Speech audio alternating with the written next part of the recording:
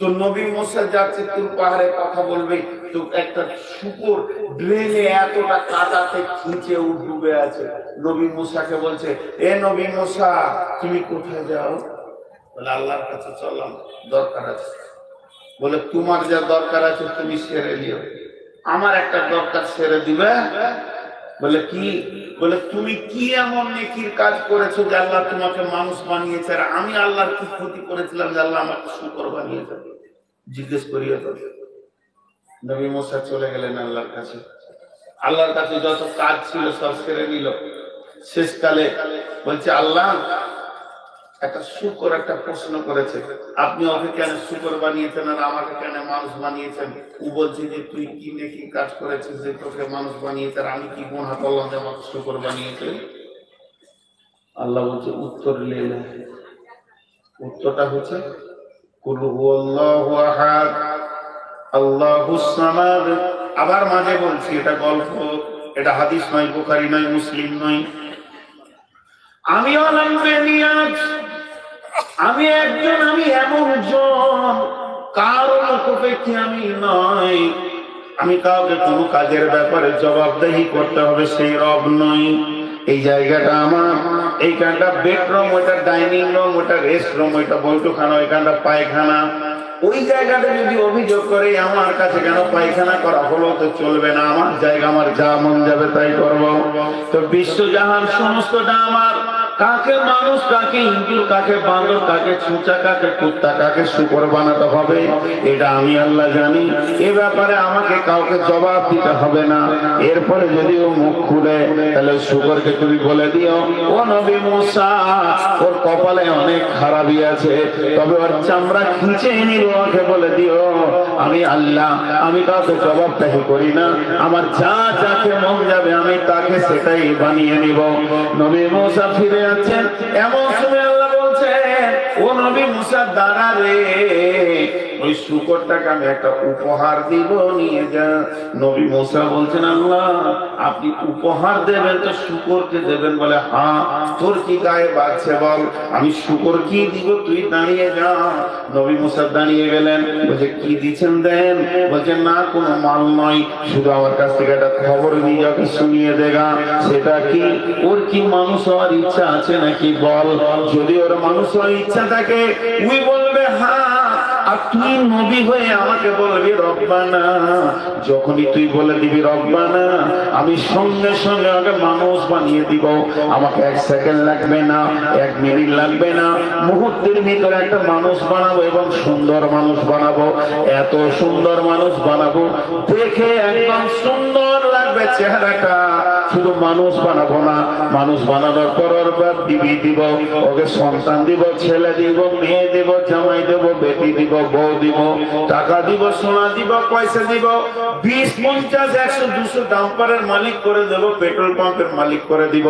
এলাকায় শহরে জমি জায়গা ঘর বাড়ি ওর মতো আর ধনী এলাকায় কেউ থাকবে না। প্লেনের মালিক বানিয়ে দেব। ইচ্ছা করলে ও যা চাইবে, ওকে রাজনৈতিক গদিতে বসে বড় নেতা বানিয়ে দিব। ও যা চাইবে আমি তাই দিব।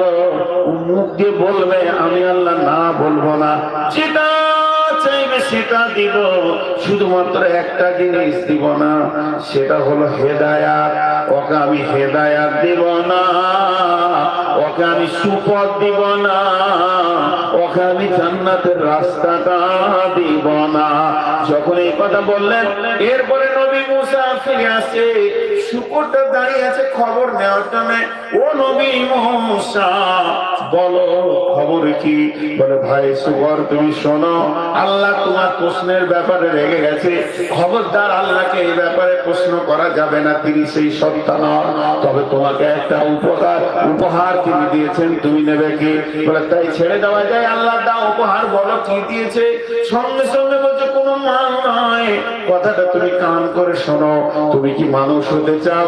এক্ষুনি আল্লাহ তোমাকে মানুষ বানিয়ে দেবে। আর মানুষ বানানোর পর পৃথিবীর তুমি যা চাইবে তাই পেয়ে যাবে, শুধু পাবে না হেদায়াত। তুমি পাবে না হেদায়াত। মাথা টুকে মরে গেলেও আল্লাহ হেদায়াত দেবে না, বাকি সমস্ত মাল তোমাকে দেবে। তুমি যদি আসমানের চাঁদটা চাও, চাঁদটাও আল্লাহ তোমাকে চাঁদের মালিক বানিয়ে দেবে, কিন্তু দেবে না একটা জিনিস কি? হেদায়াত। এবার শুকরটা কি বলছেন? শুকরটা কি বলছে? শুকরটা কি বলছে? কান করে শোনেন। শুকরটা পা দুটো তুলে দিয়ে বলছে, ও নবী মুসা, থাক থাক থাক, আমার জন্য দোয়া করতে হবে না। বেঈমান মানুষ হওয়ার থেকে আমি শুকর অনেক গুণে ভালো। মানুষের মতো জীবন পেল, মসজিদের দরজা পেল না। মানুষের মতো জীবন পেল, কালাম পাকের তেলাওয়াত পেল না। মানুষের মতো জীবন পেল, সুন্নতে রাসূল পেল না। মানুষের মতো জীবন পেল, তাওহীদের কালাম পেল না। মানুষের মতো জীবন পেল, আল্লাহর ডাকে আজান কানে ঢুকলো না। ওই রকম মানুষ হওয়ার থেকে আমি শুকর অনেক গুণে ভালো।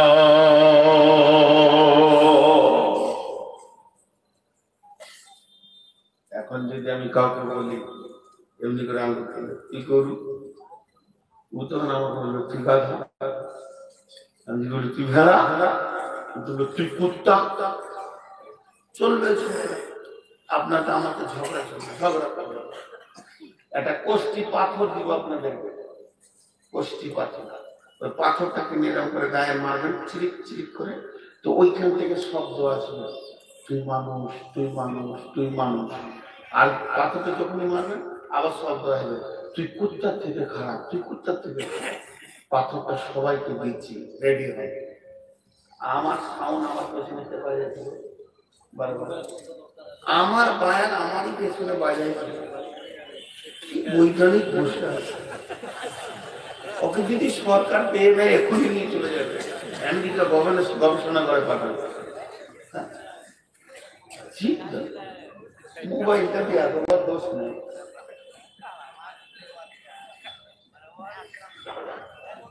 শোনেন আয়াতটা, আপনাকে আমাদের ঝগড়া করে লাভ নেই, খালি আয়াতটা শুনে নেন। বিসমিল্লাহির রহমানির রহিম। মাসালুল লাযীনা কাফারু কামাসালিল লাযীনা ইয়ানকু বিমা লা ইয়াসমাউ ইল্লা দুআ ওয়া নিদাআ সুম্মুম বুকুমুন উমিয়ুন ফাহুম লা ইয়াকিলুন। আরেকবার বলছি, মাসালুল লাযীনা কাফারু কামাসালিল লাযীনা ইয়ানকু বিমা লা ইয়াসমাউ ইল্লা দুআ ওয়া নিদাআ সুম্মুম বুকুমুন উমিয়ুন ফাহুম লা ইয়াকিলুন। আল্লাহ বলছেন ওই কাফেরদের মিশাল, ওই বেঈমানের মিশাল। আমাকে শুদ্ধ বলছেন, আমার শ্রোতা বক্তা যতজন রয়েছে আমাদেরকে আল্লাহ বলছে ওই কাফের বেঈমানদের ওই লোকের মতো মিশাল, যাদেরকে তাদের প্রভু দূরে ডাকলো কাছে ডাকলো, তারা শুনেও শুনলো না, বুঝেও বুঝলো না, তারা হলো নির্বোধ। এরাই হলো প্রকৃত পক্ষে পশু পৃথিবীর বুকে, এরাই হলো পশু। তাদেরকে তাদের মাবুদ দূরে কাছে ডেকেছে, তারা বুঝেও বুঝে নাই, শুনেও শুনে নাই, দেখেও দেখে নাই, প্রকৃত পক্ষে তাদের বোধ ক্ষমতা নাই। এরাই হলো সমাজে পশু। আয়াতটা তর্জমা দুবার করে দিলাম, দুবার পড়লাম, কিন্তু আপনাদের কাছে ক্লিয়ার হয়নি, কথাটা ক্লিয়ার হয়নি। একটা উদাহরণ দেবো, ক্লিয়ার হয়ে যাবে। রাখাল বসে বসে গরু চড়াচ্ছে, ও বড়ের গাছের নিচে বসে আছে, ঠান্ডাতে গরু চড়ছে। আর একটা গরু তার জমিতে মোটরের ভুঁয়ে ঢুকছে, মোটরের চিমড়ি ফুল হয়ে এসছে, ওই মোটরের ভুঁয়ে গরুটা ঢুকছে। রাখাল এখান থেকে বলছে, ও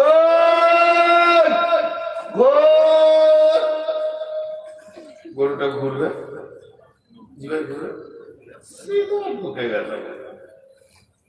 আর একটা ছোট্ট বাচ্চা ছেলে মোটরের চিমড়ি গুলো সুটি গুলো দেখেছে, এমনি করে বেড়াটাকে খুলছে, চুরি করবে বাচ্চা ছেলে। পেছন পেছন আর বাপ বোকার জমির মালিক ওর দেখেছে, এবার জোয়ানদার ঘুরবে, আরে হ্যাঁ বলে কি ঘুরবে আর গরুটা আল্লাহ তাবারক ওয়া তাআলা বলছে দেখ একবার ভাব ছেলেটার কান আছে গরুটার কান আছে ছেলেটার চোখ আছে গরুটার চোখ আছে আওয়াজটা ছেলেটার কানে পৌঁছিয়েছে গরুটার কানেও পৌঁছিয়েছে ছেলেটার পা আছে গরুটার পা আছে ছেলেটার মাথা আছে গরুটার মাথা আছে কিন্তু ছেলেটা ফিরে চলে আসলো ওই গুনহাতে আর গেল না সে বুঝে নিয়েছে আমার মালিক আমাকে ডেকেছে জমির মালিক ডেকেছে যুগানদার ডেকেছে এই জায়গায় আর আমার ঢোকা যাবে না এই বলে সে সেখান থেকে ফিরে চলে এলো আর গরুটা শুনলো বুঝলো না ভিতরে ঢুকে গেল পার্থক্য কি ছেলেটার সঙ্গে গরুটার ছেলেটার বোধ ক্ষমতা আছে এটা আমার মালিকের ডাক আর গরুটার বোধ ক্ষমতা নাই যেটা আমার মালিকের ডাক না জমির মালিকের ডাক না যুগানদারের ডাক শুধু ছেলেটার সঙ্গে গরুটার একটা জায়গায় পার্থক্য এর বোধ ক্ষমতা আছে ওর বোধ ক্ষমতা নাই এবার চলেন লক্ষ্মীনারায়ণপুর এদিকে চলেন রন্ডাগা তারপরে রহসপুর এদিকে আপনার নাওদা ইলামি তারানগর কুসমানগর এই করে করে অত্র এলাকার হাজার মসজিদ শুরু হয়ে গেল হাইয়া আলাস সালাহ হাইয়া আলাল ফালাহ আল্লাহু আকবার আল্লাহু আকবার লা ইলাহা ইল্লাল্লাহ আসমান থেকে মাবুদের ডাক পড়ে গেল অত্র এলাকায় মাইক চমচম চমচম করে এলাকাকে কাঁপিয়ে দিল এই মাবুদের ডাক শুনে যতজন মসজিদে হাজির দিল এরাই এবার নিজে নিজের অঙ্ক করে নেবেন বাড়িতে কাগজ কলম নেই যে আপনি কোন গ্রুপের মানুষ কাউকে কিছু বলতে চাই পশু পর্যন্ত যদি হতো তাকে গুল কি ছিল পালাবার জাহান্নাম যেতেন না সূরা নাবাতে আছে সমস্ত পশুদেরকে আল্লাহ মাটি বানিয়ে দেবে তাহলে তার জাহান্নাম নাই পশুর গ্রুপই করলি তো ভালো জান্নাতে যেমন নাই তো জাহান্নামও নাই কিন্তু আল্লাহ ওই পর্যন্ত বলেননি আল্লাহ বলেছেন লাকাদ জারআনা লি জাহান্নামা কাসীরাম মিনাল জিন্নি ওয়াল ইনসি লাহুম কুলুবুন লা ইয়াফকাহুনা বিহা ওয়া লাহুম আয়ুনুন লা ইবসিরুনা বিহা ওয়া লাহুম আযানুন লা ইসমাউনা বিহা উলাইকা কালানাম বাল হুম আযাল এরা চতুষ্পদ প্রাণী হয়ে গেছে কিন্তু তার থেকেও নিচে চলে গেছে চতুষ্পদ প্রাণী থেকে নিচে কেন চারটা কারণ বর্ণনা করেছেন দার্শনিকেরা এক নম্বর হচ্ছে সারা পৃথিবীর যত প্রাণী আছে এক আল্লাহকে ডাকে এরা এক আল্লাহকে ডাকে না মূর্তি পূজা পাথরের পূজা করে দুই নম্বর হচ্ছে সারা পৃথিবীর যত প্রাণী আছে তারা আল্লাহর দেওয়া রুচির উপরে সন্তুষ্ট আছে যাকে যেটা খেতে বলেছে সে সেটা খায় আর এরা আল্লাহর দেওয়া রুচির উপরে সন্তুষ্ট নয় যত হারাম মাল এরা খায় তিন নম্বর হচ্ছে সারা পৃথিবীর যত পশু আছে আল্লাহর আইনের আওতাভুক্ত নিজের জীবনকে কাটায় মানুষ নিজের তৈরি আইনের উপরে নিজের জীবন কাটায় চার নম্বর হচ্ছে সারা পৃথিবীর যত প্রাণী আছে তারা নিজের মাবুদের নিজের মালিকের দরজা চিনে হতভাগা মানুষ তুই তোর মাবুদের দরজা মসজিদ চিনলি না এর জন্য আল্লাহ তাবারক ওয়া তাআলা ক্লিয়ার বলে দিয়েছেন ইন্নাকা লা তাহদি মান আহবাবতা ওয়ালাকিন্নাল্লাহা ইয়াহদি মান ইয়াশা এটা কাকে বললেন বিশ্ব নবীকে বললেন নবী হে হেদায়েতটা তোমার হাতে নাই হেদায়েত একমাত্র আল্লাহর হাতে তুমি যাকে চাইবে সে হেদায়েত পাবে এটা কোনোদিন হতে পারে না বরং আমার আল্লাহ যাকে চাইবেন সে হেদায়েত পাবে এটাই হলো সত্য কথা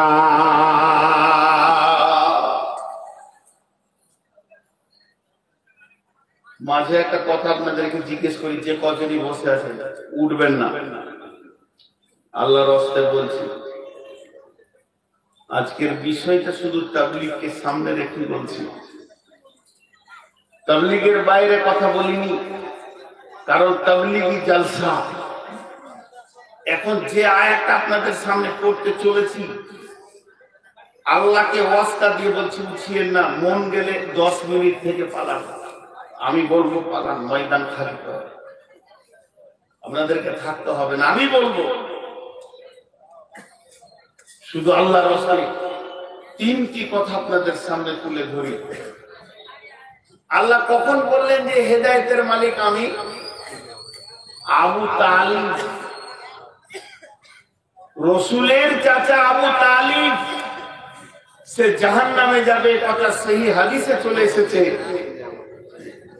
তার পায়ে দুটি জুতো পরানো হবে, যার কারণে তার মাথার মগজ থকবক করে ফুটবে। কেন গো? গোটা শরীর পুরানো হবে না।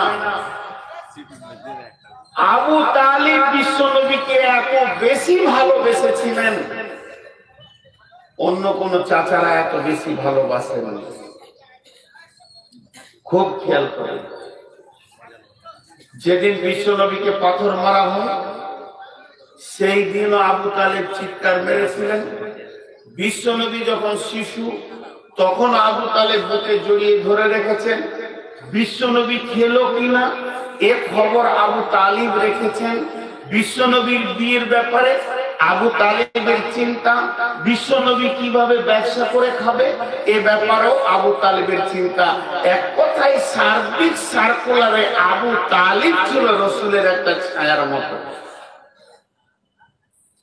বিশ্ব নবী যখন মনুষ্য অবস্থায় আবু তালিবের কাছে গিয়ে বললেন, চাচা আপনার কাছে আমি শেষ আবেদনটুকু রাখতে চাইছি যে আপনি কালেমা তাইয়্যিবাটা পড়লেন, তাহলে আমি আল্লাহর কাছে আপনার জন্য শাফাত করে কোন রকম জান্নাতের ব্যবস্থা করব। আবু তালিব তখন নিজের কমের দিকে তাকাতে শুরু করলো। এটাই ছিল তার প্রেস্টিজের ভুল, যে আমি এখন কালেমা পড়ে নিব, আমার কম বলবে জাহান্নামের ভয়ে মুহাম্মদকে নবী বলে মেনে নিল রে, আল্লাহকে মেনে নিল, আর নিজের বাপদাদার মূর্তি দেবদেবীকে অস্বীকার করলো আবু তালিব। এইভাবে বিশ্ব নবী একবার নয়, দুইবার নয়, একাধিকবার যখন আবু তালেবের উপরে মেহনত শুরু করলেন, আল্লাহ তাবারাক ওয়া তাআলা বললেন, নবী হে তুমি ভালো করে শুনে নাও, ইন্নাকা লা তাহদি মান আহবাবতা, তুমি যাকে ভালোবাসবে সে হেদায়েত পাবে, এটা কোনদিন হতে পারে না। তোমার ভালোবাসা আর হেদায়েত একটা জিনিস নয় ও নবী হে, তবে তুমি শুনে নাও, ওয়ালাকিন্নাল্লাহা ইয়াহদি মান ইয়াশা, আমি যাকে চাইব হে নবী সে হেদায়েত পেয়ে যাবে। তোমার চাওয়ার ব্যাপারে হেদায়েত লুকানো নাই, আমার চাওয়ার ব্যাপারে হেদায়েত লুকানো আছে। ফাযাক্কির, তুমি বলতে থাকো, তোমাকে বলতে পাঠানো হয়েছে, তুমি জিকির করো, স্মরণ করো, লোকের কাছে পৌঁছে দাও। ইন্নামা আনতা মুযাক্কির, নিশ্চয়ই তুমি পৌঁছানেওয়ালা, তোমাকে তাই দায়িত্ব দেয়া হয়েছে। লাস্তা আলাইহিম বিমুসাইতির, তোমাকে প্রশাসন ক্ষমতা দেওয়া হয়নি, তুমি মেরে পেটে নিয়ে গিয়ে মসজিদে ভরে দেবে, এই প্রশাসন ক্ষমতা বিশ্ব নবীর হাতে ছিল না। আজকে লক্ষ্মীনারায়ণপুরের ছেলে, যুবক, বৃদ্ধ, নারী, পুরুষ মিলে যে একটা হেদায়েতের মজলিস বানিয়েছে, এই পর্যন্ত পারমিশন আছে, তোমরা বানাও, তোমরা লোকের কাছে কানে কানে খবরটা পৌঁছে দাও, মানুষের কাছে পৌঁছে দাও। আর আল্লাহ বলেছেন হেদায়েতের মালিক আমি। এর জন্য একটা লোক যদি নামাজি হয় তো এরা নেকি পাবে, কেউ যদি নামাজি না হয় তাহলে এরা নেকি পাবে না। এটা কথা নয়, কথা নয়, খরচা হয়েছে, সময় ব্যয় হয়েছে, এতগুলি লোককে জমায়েত করা হয়েছে, এদের আমলনামার খাতাতে তাবলীগের নেকি চলে আসবে। এমন নবী আছে যে নবীর কোনো উম্মতি ছিল না, এমন নবী আছে যে নবীর উম্মতে একটা উম্মত সে জীবনে করতে পারেনি, তাহলে কি নবীটা জাহান্নাম যাবে? নাউজুবিল্লাহ। বন্ধুরে, কতগুলো মসজিদে ঢুকবে এ কথা আল্লাহ বলেনি এত পার্সেন্টেজের উপরে তোমরা নেকি পাবে, বরং আল্লাহ যেটা চেয়েছে আমার হাদিস কোরআনের কথা তোমরা মেহনত করে মানুষের কানে কানে কানে কানে দিলে দিলে পৌঁছে দাও। ফাযাক্কির ইন্নামা আনতা মুযাক্কির, তোমরা বলতে থাকো, তোমাদেরকে বললে আলা করে পাঠানো হয়েছে। লাস্তা আলাইহিম বিমুসাইতির, প্রশাসন ক্ষমতা তোমাদের হাতে দেওয়া হয়নি। ইন্না ইলাইনা ইয়াবাহু ইল্লা মান তাওয়াল্লা ওয়া কাফার। এতগুলো বলার পর আজকে রাত্রে জালসা হয়ে যাবে, শেষ হয়ে যাবে, মানুষ নিজের নিজের বাড়ি ফিরে চলে যাবে। আর এই বাড়ি ফিরে চলে যাওয়ার পর তারা যেমন ছিল গতকালকে আজও যদি তেমন থাকে, তারা যদি তাদের খারাপিতে জমে থাকে, তারা যদি বেনামাজিতে জমে থাকে, তারা যদি নামাজ নার পরে আর দাড়ি কাটাটা যদি না ছেড়ে দেয়, তারা যদি দাড়ি এখনো কেটে চলে যায়, আল্লাহ তাবারাক ওয়া তাআলা বলছেন ওই লোকগুলিকে তোমরা লাঠি নিয়ে মারতে যেও না। হে কমিটির লোক, হে আলেমের দল, ওদেরকে খালি একটা খবর দিয়ে দাও, ফায়ুআযিবুহুল্লাহু আযাবাল আকবার, একটা বড় আযাবের খবর দিয়ে দাও। তার কারণ হচ্ছে আজকে আপনার হাতটাকেও ধরবে না, গর্দন ধরবে না, ধাক্কা মারবে না, লাঠি মারবে না, এটা আপনার জন্য ছাড় আছে। কিন্তু আল্লাহর আযাব যেদিন জড়িয়ে ধরবে সেদিন ছাড় করে কুল পাওয়া যাবে না। ফায়ুআযিবুহুল্লাহুল আযাবাল আকবার, ইন্না ইলাইনা ইয়াবাহুম সুম্মা ইন্না আলাইনা হিসাবাহুম। আল্লাহ বলছে আমার কাছে ফিরে আসতেই হবে এবং হিসাব দিতেই হবে। কমিটির লোক কি হিসাব দেবে? জালসার যে আঞ্জাম দিয়েছে এদেরকে হিসাব লাগবে কি? এরা হিসাব দেবে আল্লাহ। আমরা শ্রম দিয়েছি, সময় দিয়েছি, ওদের কানে কানে কানে কানে পৌঁছে দিয়েছি, এবার শ্রোতাদেরকে হিসাব দিতে হবে। তোমরা কি শুনেছিলে? বলে হ্যাঁ, লক্ষাধিক টাকা খরচা করেছিল লক্ষ্মীনারায়ণপুরের লোক। বারটা ছিল আপনার বুধবার, আর সেটা ছিল 2022 সালের আপনার কিনা মার্চ মাসের 9 তারিখ। বলে হ্যাঁ, তাহলে এতগুলো টাকা ব্যয় করে মাইকে তোমাদেরকে 6 ঘন্টা 8 ঘন্টা তাবলীগ শুনিয়েছিল কিনা? নামাজের কথা রিজাউল বলেছিলেন কিনা? বলে হ্যাঁ বলেছিল। জাহান্নামের কথা নূর মোহাম্মদ বলেছিল কিনা? হ্যাঁ বলেছিল। তখন বলবে তোমরা এবার হিসাব দাও, কেন এগুলোকে তোমরা উপেক্ষা করেছো, এগুলো কেন গুরুত্ব দাওনি? তখন তারা বলবে আল্লাহ আলম ইয়াতিকুম নাযীর ক্বালু বালা কাদ জাআনা নাযীর ফাকাযযাবনা ওয়া কুল্লা মা নাযালাল্লাহু মিন শাইইন। আমরা তাদেরকে ঝুঠাওয়ালা বলেছিলাম আর বলেছিলাম এগুলো কথা কোরআন হাদিসের নাই, তোমরা গড়ে গড়ে গড়ে গড়ে আমাদেরকে শোনাও। কিন্তু আজকে আমরা দেখি নাহনু মাকাদ্দামরা কুল্লা মা নাযালাল্লাহু মিন শাইইন ইন আনতুম ইল্লা ফি দালালিন কাবীর। আজকে অঙ্কে মিলে গেল, হিসাব মিলে গেল, আমরাই গোমরা ছিলাম, কেন মানিনি রে?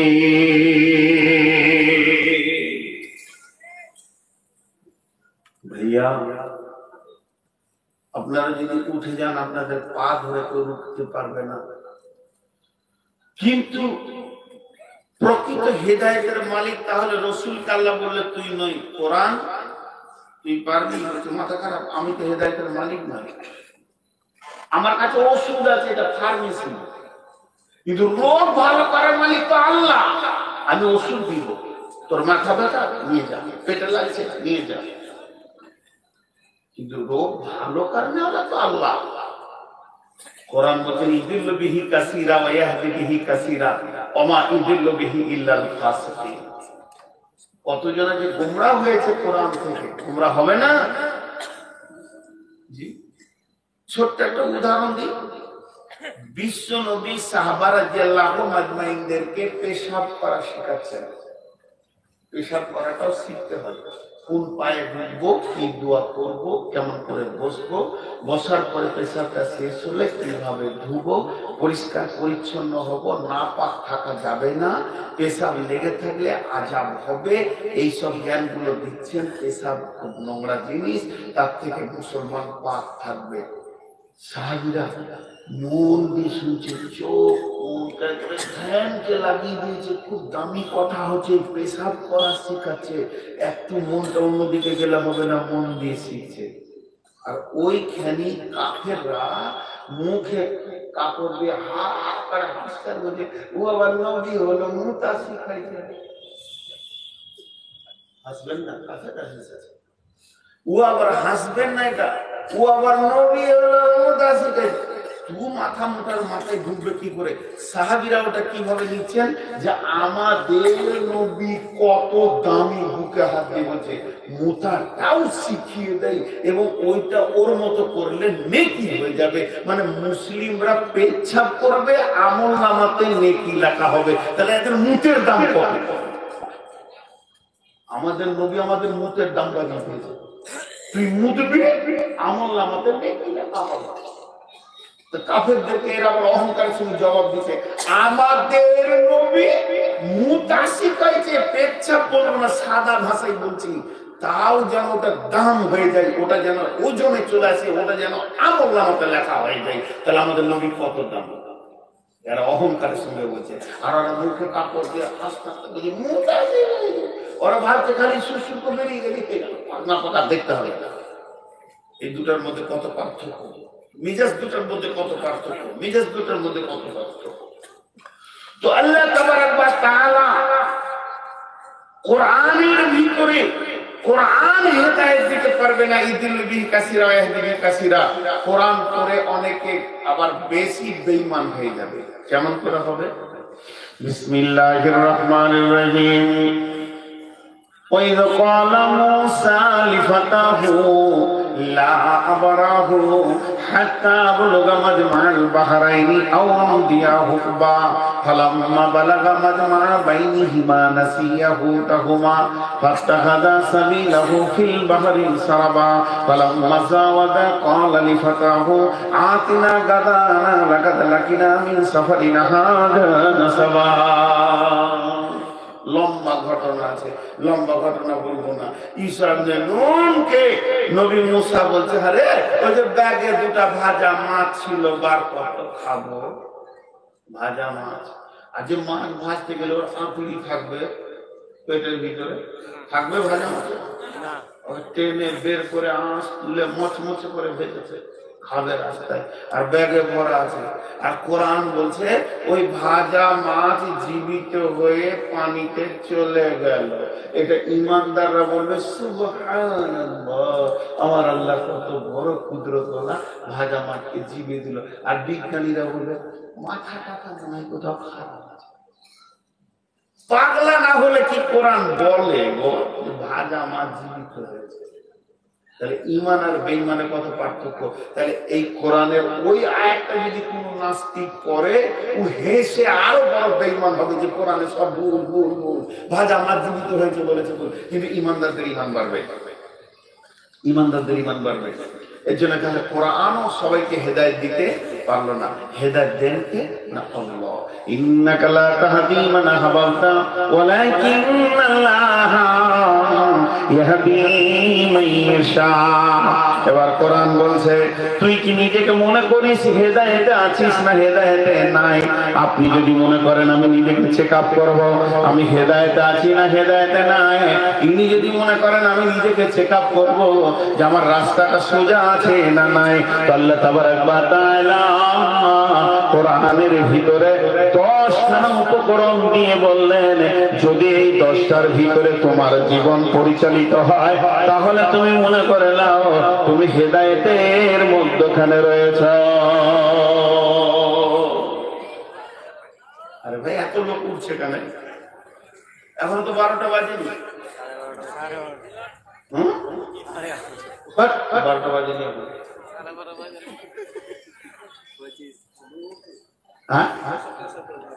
হ্যাঁ, যে পেশা করতে যেতে সে আর আসছে সভাপতি আমাকে বোকা সাজাইছে। মাঝে একটা কথা জিজ্ঞেস করি, লক্ষ্মীনারায়ণপুরের লোক আপনারা বলেন, আপনাদের গ্রাম আমি জীবনে দুবারে নামলাম, টোটাল 50 বছরের জীবনে দুবার পা পড়লো। আমি যখন এসেছিলাম তখন আমার বয়স ছিল 16 বছর কি 17 বছর ছিল এর আগে, আর এখন আসলাম 51 বছর বয়স। আমি হিসাব করছিলাম। আপনাদের গ্রামে একটা লোক ছিল, ওনার জানাজায় এসেছিল, ওর বেটার নাম আনোয়ার, ইসলামপুর মার্কেটে পড়তো, একই রুমে থাকতাম। হঠাৎ শুনলাম যে আনোয়ারের বাপ মরে গেছে, তো আমরা বাচ্চা ছেলে সাইকেল নিয়ে জানাজায় এসেছিলাম। ওনার দাড়ি অনেক লম্বা ছিল, কাপড়ের উপরে যখন দিল প্রায় 4 হাত দাড়ি হলো না, হ্যাঁ দাড়িটা 4 হাত হয়ে গেল। আনোয়ারটা মারা গেছে না, তো যাই হোক, তখন একবার ইচ্ছা নিয়ে এলাম। তো এখন আমি আপনাদেরকে যেটা শোনাতে চেয়েছি, ইমাম মাবিয়ার একটা ঘটনা শুনেন। ইমাম মাবিয়া টেস্ট করছে, টেস্ট মানে সাহাবীরা কখনো কখনো নিজের ঈমান টেস্ট করতেন। তো ইমাম মাবিয়া মসজিদে নববীতে যখন উনি ইমাম, মদিনাতে ইমামে মুকাররার হলেন, তখন উনি বক্তব্য রাখছেন, খুতবা দিচ্ছেন। আর খুতবাতে বক্তব্যের বিষয় জানেন, গোটা খুতবাটা একটা বিষয়ের উপরে দিলেন। তার শর্ট কথা হচ্ছে, শুনে নাও জুমার ঘরের লোক সকল, রসুলের সাহাবী আনসার মুহাজিরেরা যে যতজন আছো কান করে শুনে নাও, আমি মুসলিম জাহানের খলিফা ইমাম মাবিয়া বলছি, আমি রসুলের সাহাবী বলছি, বাইতুল মাল যা বাইতুল মালে জমা আছে, এই মালকে আমি যা মন যাবে তাই করব, আমি যেভাবে ইচ্ছা সেইভাবে খরচা করব, তোমরা প্রতিবাদ করেনেওয়ালা যেন কেউ না থাকে, কোন যেন প্রতিবাদ না হয়, আমার যা মন যাবে তাই। একটা খুতবা হয়ে গেল। 7 দিন পরে আবার জুমা, একই খুতবা, বাইতুল মাল আমার যেমন মন যাবে তেমনি খরচা করব। 7 দিন হয়ে গেল। 14 দিন পর আবার একটা জুমা, 3 জুমাতে ওই একই খুতবা শুরু করেছে। যেই খুতবাটা মাঝামাঝি হয়েছে, তেমনি একটা দিহাতি লোক, ওর উস্কো খুস্কো চুল, দেখে মনে হচ্ছে লেখাপড়া খুব তা জানে, তা জানে না, জ্ঞান গরিমা কম, জুমার খুতবার সামনে উঠে গেছে ইমাম সাহেবের সামনে, দাঁড়িয়ে বলছে, ইমাম মাবিয়া জিভ সামলে কথা বল, এমন করে তোর জিভ ধরবো তো টেনে ছিঁড়ে বের করে দিব, আরেকবার যদি বাইতুল মাল তুই নিজের মন মতো খরচা করবো বলবি, তো তোর বিরুদ্ধে আমার জিহাদ ঘোষণা থাকলো, তুই কি করে নিতে পারিস করলে। একটা সাধারণ মানুষ ইমাম মাবিয়া যখনই লোকটা প্রতিবাদ করে দিল, ইমাম মাবিয়া ওই সময় তত্তর করে মিম্বার থেকে নেমে গিয়ে লোকটাকে জড়িয়ে বুকের সঙ্গে ধরে অঝর নয়নে কাঁদতে লাগলো, ওর গালে চুমা দিল এবং বলল, বন্ধু রে, তুমি আমার দিলের রোগটাকে দূর করে দিলে, আমার দিলের ভিতরে বেচैनी শুরু হয়ে গেছিল, ওটাকে তুমি ঠিক করে দিয়েছো। তাহলে শুনে নাও কি বেচैनी। প্রথম জুমাতে যখন আমি ওই রকম খুতবা দিলাম, কেউ আমার প্রতিবাদ করেনি, এর জন্য আমার 1 সপ্তাহ রাতে ঘুম হয়নি। তারপরে দ্বিতীয় দিলাম একই খুতবা, আমার প্রতিবাদ কেউ করলো না, এর জন্য আজকে আমার 14-15 রাত কোন রকম চোখের পাতা লাগছে না, ঘুম হচ্ছে না। আজকে তুমি প্রতিবাদ করেছো, আজকে রাত্রি আমি নিশ্চিন্তে ঘুমাতে পারবো। ইমাম মাবিয়া বলছেন, বিশ্বনবী বলে গেছেন, বিশ্বনবী বলে গেছেন, যখন বাইতুল মালের অপচয় চলবে, যে রাজা বাদশা, যে সর্দার বাইতুল মালকে নিজের মালের মতো অপব্যবহার করবে, আর তাকে যদি প্রতিবাদ করার কেউ না না থাকে তো জেনে নিতে হবে কিয়ামত কাছে গেছে, আর জেনে নিতে হবে সেটা জালেম বাদশা, সেও জাহান্নামে যাবে। আর ওই রকম মানের অপচয় চললে ওই বাদশার ইবাদতে কবুল হওয়া মুশকিল হয়ে যাবে। এই রকম বেশ কিছু কথা ইমাম মাবিয়ে শোনালেন, আর আমি ওইটা টেস্ট করার জন্য প্রথম খুতবা দিলাম, দ্বিতীয় খুতবা দিলাম, আজকে তৃতীয় খুতবা দিলাম। ভাই তুমি আমার প্রতিবাদ করে আমার মনের রোগটাকে সরিয়ে দিয়েছো। আমি কোন জালেম বাদশা নয়, নিশ্চয়ই বাইতুল মাল কোরআন যেমন বলেছেন, নবীজি যেমন বলেছেন ওই রকম খরচা হবে। এখানে কারো নেতৃত্ব চলবে না। এটার নাম হচ্ছে টেস্ট। আরেকটা ইসরায়েলি ঘটনা বলি, টেস্ট। টেস্ট আপনি আমি ইমানদার আছি কিনা তার টেস্ট। হলদার মানে বোঝানোর চেষ্টা করছি আমি, যেগুলো বোঝার চেষ্টা করেন। জি, একটা নবীর ঘটনা, ইসরায়েলি ঘটনা। ঘটনাগুলো ভাববেন না যে এগুলো, এটা কিন্তু সহিহ হাদিস। আর এখন যেটা বলছি এটা তাফসীর কোরআনের, কিন্তু তাফসীর সব তাফসীর যে মুফাসসিররা ঠিক এনেছে তা নেই। তবে ইসরায়েলি তাফসীরগুলোর উপর অনেক দুর্বলতা আনছেন বড় বড় আলেমরা। এর জন্য এটা ঘটনাটাকে শুনেন। হযরত দাউদ আলাইহিস সালাম রাত্রিবেলায় ছদ্মবেশে বের হয়েছে। ছদ্মবেশে সাধারণ মানুষ সেজে ভিড়ে ভিড়ে এই জালসাতে ঘুরে ঘুরে বেড়াচ্ছে। আর ঘুরে ঘুরে বেড়াচ্ছে, লোককে খালি খিচে খিচে বলছে, খাবার দাউদ নবী কেমন লোক, যাতে করে ওর বদনাম না নাম আছে এটা জানার লেগে। সবাই ভালো লোক, নবী লোক, নবী রসুল খারাপ হলো আমার ওখানে দাউদ নবী কেমন লোক, এই সবারই কাছে খালি ভালো শুনছে, ভালো শুনছে, মন চায় হতে না। হঠাৎ একটা যুবক বলছে, লোক ভালো কিন্তু আর একটা কাজ খারাপ। কি খারাপ, কি খারাপ, কি খারাপ? ওই যে খারাপ মানে ওই সরকারি মাল খায়, ও যে গদিতে বসে আছে তা ভাতা খায়, নিজে কাজ করে খেতে পারে না, গোটা দেশের লোক কাজ করে, তুইও একটা দোকান ফোকান দিলা, বাচ্চা বলে দিতে বাইতুল মাল খেতে হবে। তো নবী দাউদ সেই দিনে রাতে নিয়ত করলো, আর আমি বাইতুল ভাতা দিব না, আমরা মোটামুটি একটা কিছু কাজ মাজ করি, খাবো করে। কাজও শুরু করলেন, এর উপর আবার তফসিল আছে। তার মানে নিজেকে নিজে টেস্ট, এটা একটা গেল সহজ। আরেকটা উদাহরণ 1 মিনিটও লাগবে না, 30 সেকেন্ডে দিই। আমরা যে রাতে সব গাঁগুলোকে আমরা চিনি না, এবার বেরোতে গিয়ে অনেক কষ্ট হয়, তখন মোবাইলে টেস্ট করি রাস্তা ঠিক আছে কিনা। মোবাইল টেস্ট পরীক্ষা, কাউকে জিজ্ঞেস করি, হাজি লক্ষ্মীনারায়ণপুর যাবো, এটা রাস্তা ঠিক তো? হ্যাঁ ঠিক। এখন যতটি শ্রোতা বসে আছেন আপনাদেরকে আমি একদম অ্যাকুরেট টাইমে ছেড়ে দেবো ইনশাআল্লাহ। একদম আর কেউ উঠিয়েন না ভাই আমার, আপনারা উঠছেন তো আমার মন খারাপ হচ্ছে। তাহলে কি আমরা নিজেদেরকে কোনোদিন টেস্ট করেছি যে জান্নাতের রাস্তায় আছে কিনা? এটা হলো আমার। যতটি লোক আপনারা বসে আছেন, আমি বসেছি, আমি সহ, আমিও আপনাদের ভিতরে একজন। আচ্ছা, আমি চেয়ারে বসে আছি উঁচাতে, আপনারা নিচে বসে আছেন স্পনের মাটিতে, কার দাম বেশি? কথা বলে না, বলেন কার দাম বেশি? হ্যাঁ, দাঁড়িয়ে দুটো পাল্লা, যেটা ভারী থাকে ওটা নাম দিকে থাকে, ফাঁকা মালটা ওপরই থাকে। মানে আমার পুঁজিপাটটা নাই বলে ওপরই আছে, আপনারা ভারী মাল বলে নিচে আছে, দাম আপনাদেরই বেশি। তো এখন ঘটনা হচ্ছে টেস্ট যে আমার রাস্তাটা ঠিক আছে।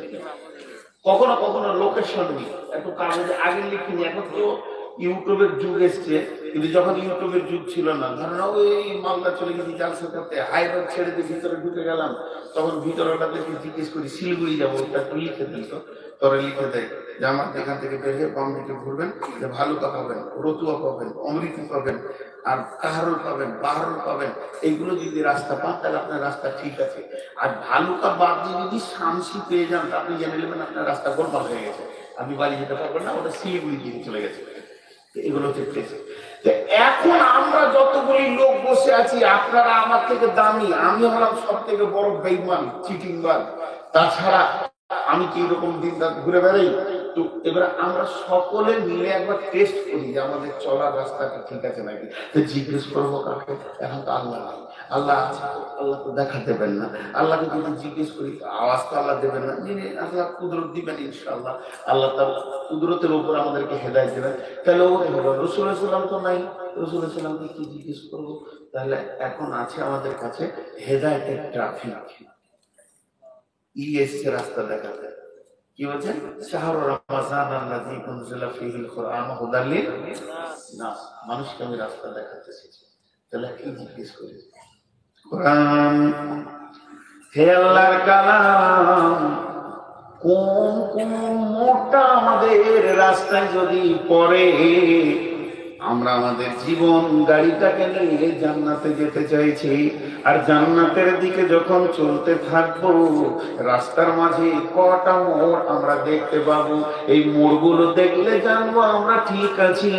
আর মোড়গুলো যদি আমাদের গাড়ির সামনে না আসে, তাহলে জেনে নিব আমাদের চলার পথ ভুল। কোরআন বলছে আমাকে তোরা বল কি কি মোড় দেখতে পেয়েছিস। আমি কোরআনকে বলছি ফজরের আজান হয়েছে, তখন আমি ঘুমিয়েছিলাম। তারপর